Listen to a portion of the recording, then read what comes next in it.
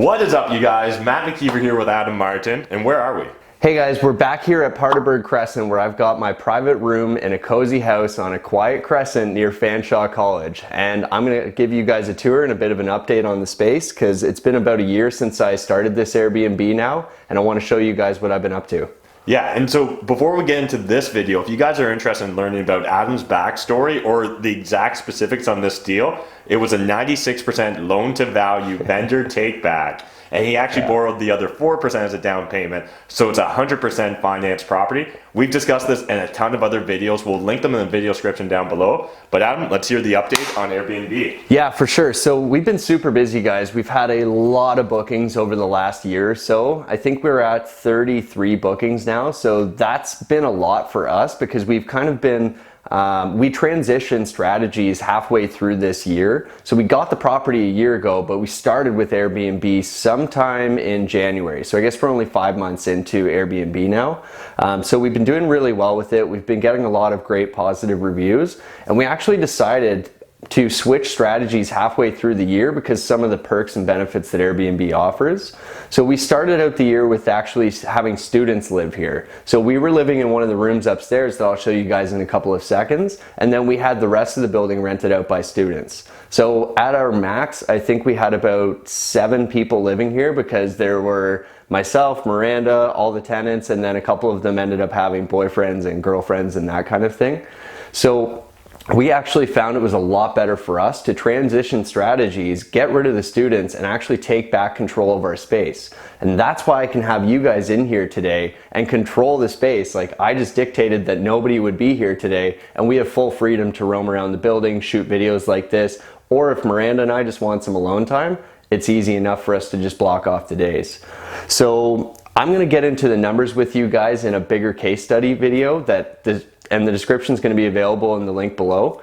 But for now, I'm going to tell you guys that we're making about 30% more with this Airbnb than we would have with any student rental. So if I can max out my student rental rates, like absolute top of market rate, I'm still getting about 30% more by having this building up on Airbnb.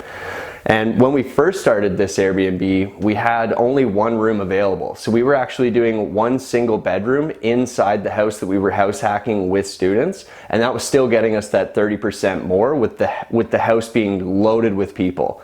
So now we've actually gotten rid of all the students and we're now converting the top 2 bedrooms into Airbnb rooms as well. And we're gonna manage it all as one big listing with Miranda and I still living in the bottom of the house hacking it. So if you guys wanna take a tour, I'm gonna walk you guys around now. So we're obviously here in the living room. Again, we're doing some updates. So before we didn't have a dining room table, so we got the dining room table, we've moved over the living room, and we're starting to think about how to make this space appropriate for 6 guests. So there's 3 bedrooms that are gonna be available. We wanna be able to have at least 2 guests in each bedroom. So that meant we had to do something with this table. We didn't want to buy a new table, so we just got a nice tablecloth from IKEA to roll with the materials that we had. And that's something you guys might want to consider doing as well when you're thinking about getting into Airbnb. Repurpose the materials and furnishings that you already have and just touch it up to make it all appropriate in design. So yeah, we've moved the couch over, we still got to center this painting, and then a lot of the work we're about to do is going to happen upstairs in the 2 new bedrooms that we're introducing. So I'll show you guys those now. So these 2 bedrooms, we just finished laying some flooring here. This is actually the bedroom that we were staying in before. So it's a beautiful bedroom, it's got lots of natural light, and I think it's going to make for a really beautiful Airbnb when it's all finished up. So we still have to remove some of our personal items off the walls and finish up changing out some trim and some flooring transition pieces. But once this is done, it's a beautiful, big, open, bright room that I think is going to do really well for us on Airbnb. If you guys are interested in seeing the full details on what kind of prices we're going to get, make sure you click that link because we're going to talk all about it in the full description. This is the 2nd bedroom that we're working on. You might notice there's different flooring in here. That product in that room was discontinued, unfortunately, so this is another one of those things that you can kind of get away with and leverage when you're talking about Airbnb, because you're really only having people in here for a night or two at a time, so they don't get hung up on those little details. So it's another great way to take advantage of sales or discounts or any kind of pricing you can get on flooring that's available without really having any negative consequences.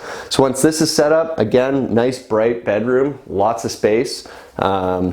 Yeah, we love it. So this is gonna be another bedroom. So this is 2 out of the 3, and I'll take you guys downstairs to the original room that you've probably seen before if you've seen some of our videos, and I'll walk you through sort of the amenities in that room and what these are gonna look like when they're done. The bathroom is now actually private bathroom. So before, one of the amenities that people were asking, and this is another great feature of Airbnb, is you can take things that people are asking for from the reviews and actually implement them into your strategy right away to get better reviews and better results from your Airbnb. People wanted a private bathroom, so that's what they've got now. So now that we've moved to the basement, we actually have our own bathroom down there and a kitchenette, so we can leave them alone up here. So this was the existing Airbnb room. Some of the things that we have in this room that I think made us successful are just the design. So generally the styling of the bedroom. So we've got obviously some nice bedding, which is all from IKEA. Got the nightstands and some nice aromatic things in here. A little bit of artwork from Miranda. And we went with some modern colors like blues, grays, and then greens from our plants. And guests actually have their own fridge in here as well, which usually has some water in it. And then they've got a nice stash of really good coffee here as well, so that they don't feel intimidated or worried about using our coffee in the kitchen. They just know that this is for them. And some tea. And Chester's never in here, so he's always excited to to get a peek at what's going on in here. I charge him extra when he comes in here. But yeah, oh, there's another thing in here that I really like to have in the Airbnb room. It's a fire extinguisher. I hope that nobody ever has to use anything like that, but it's a great safety feature that even if they don't think they're going to use it, it's nice for them to see that they have that kind of security. There's also a smoke detector right above Matt, smoke and CO, so you got to have those safety features.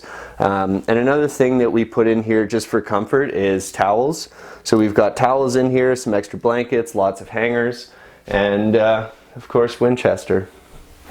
So yeah, that's pretty much it, guys. Out the back, I don't think we'll do a tour there, but there's lots of parking here for guests, so they can park probably up to 3-4 cars here. So that's an amenity that we really enjoy having. But yeah, I mean, this update video just goes to show that Airbnb is a really great platform you can use to take control of your space. You can set it up and design it however you want, and you don't necessarily need to go out of your way to spend thousands of dollars on new furniture. This is all furniture that we had. The only new stuff that we added to the building and direct costs that we had was actually in the furnishings that we added into the bedrooms. But I figure a lot of you guys, if you're doing what I'm doing, which is house hacking, you're already going to have a lot of this material anyways. So just repurpose it or touch it up with something cheap like a tablecloth that looks great. So that's my little update on the past few months that I've experienced Airbnb here, and basically my update on why I got rid of my students and why I like Airbnb better. It's a lot more peaceful in here, it's a lot more quiet, and we're actually making, like I said, about 30% more money while having that control. So that's why I love Airbnb, and it's working really well for me as a house hacking opportunity. If you guys want to see the full case study and dive deep into the numbers on what I spent and what I'm earning here, please just click that link in the description below, and that's a free product that you guys can view and get all the details on why and how I'm doing this Airbnb, maintaining, and how I achieved my superhost status. All right, guys, talk soon. One other thing I want to discuss with Adam that I thought would be fun is let's just kind of discuss the differences between really having roommates or having Airbnb. Is there maybe some benefits to having Airbnb versus roommates that people might not think of right off the bat? Yeah, I mean, there's the obvious benefits like that we've already mentioned, like controlling the space and being able to keep the space clean and being able to have an empty house when you want it. But one of the unintended or sort of tertiary benefits to having new guests all the time is really just the diversity of people and cultures and and my favorite thing, the food that comes in here. I've had some really fantastic guests that were coming from international places to visit, either students here that they have their kids going to Fanshawe, or they're coming here from work from other places. And it's been a really great opportunity for me to dine with these people at times. So I had one guest that I remember who came from Syria. And we ended up cooking together like 5 out of the 7 nights that he was here. And we had dinner every night and kind of just had a glass of wine and wound down the day. It was a really interesting experience to kind of share some cultural tidbits with him and just kind of learn from him about what he liked to eat. He made dinner the one night, then I made it the next, and we just kind of had that back and forth and made a really cool relationship. And I still message him now on WhatsApp, so it's kind of cool. That's cool, so yeah. Touch base with him. It was his birthday a few weeks ago, and just messaged him, and he's like, man, I can't believe this, because I was literally the first person he met coming to Canada. Like, he might have met some people at the airport or whatever, but like, I was the first person he actually got to talk to. And that's super cool. And I took like a real interest in what he was trying to do and sort of bridging that gap for him as well, because there was some serious culture shock. Like, he left all of his friends and all of his relationships in Syria, and he landed here with like no real plan, and he didn't even really have a rental to go to after my booking. So I kind of floated it out to a few people, and he actually lives at Paul's house now. Oh, does he? Yeah. Yeah. Super cool. So like, that's kind of a crazy little story that you just probably wouldn't otherwise have that exposure to. And if this was just a straight student rental, like, I don't think I would get that kind of engagement with the tenant and really build that relationship. So that was a really cool one. And I know we've had similar circumstances or situations like that with people that are staying here for a few nights, and Miranda and I will have a glass of wine with them and get to know them and know their profession and know their fields. We just had a pharmacist here. He was a traveling pharmacist, and like, I thought that was pretty cool. He goes around and works at different pharmacies as a independent contractor, and like, I got to learn a bit about that business and how it works. And you know, if you're really clever, this might be an interesting way to talk to potential partners for the future, right? Oh, true. Yeah. So I did that, of course. But yeah, I mean, you just generally get to meet a lot of new people and experience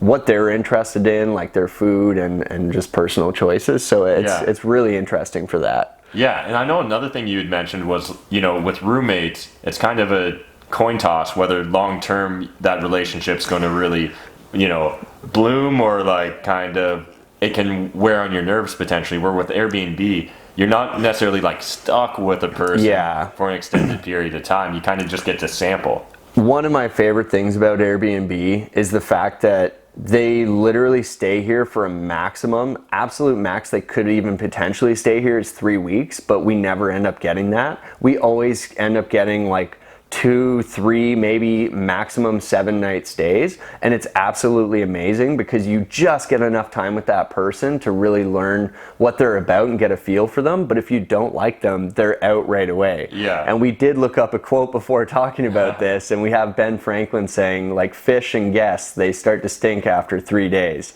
And I think that it really is true, because just after a while, if you live with somebody and it wasn't necessarily the person you sought to live with, and like, you know, like maybe you want to live with your significant other, but even they can get on your nerves, right? So think about now living with 5 other random people that you selected based on a 30-minute interview when you were doing your tenant selection. Yes, yeah. So like, you don't know how they live, and that's how we found out from like our one student who was like hiding meatballs under the sink and like just putting food in containers randomly around the house, and like big cultural differences, and like, and like, we've got a fairly high standard of cleanliness and like living and lifestyle.